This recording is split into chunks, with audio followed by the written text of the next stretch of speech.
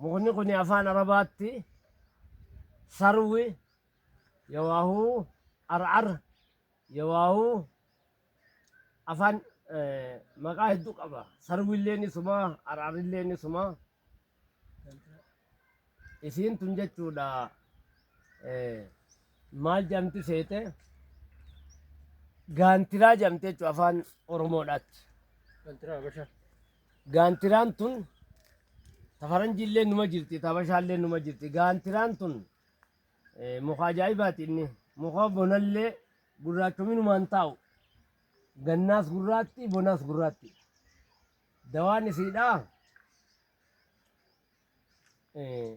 wanni hanga isiidhaa dawaa faayidaa qabu hin jiru jechuudha.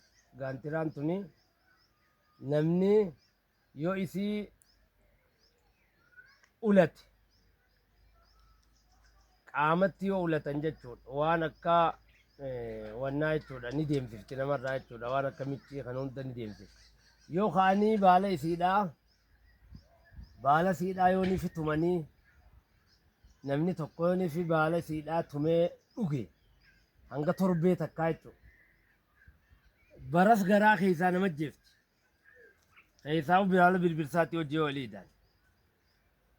Sadaffaa irratti qabbana wanni hanga isii wal'aanaa dachiirran jiru jechuun ni danda'ama jechuudha. Qabbana akka biraatti wal'aantii jechuudha. Assalaamu alaikum wa rahmatullahi wa barakatuh.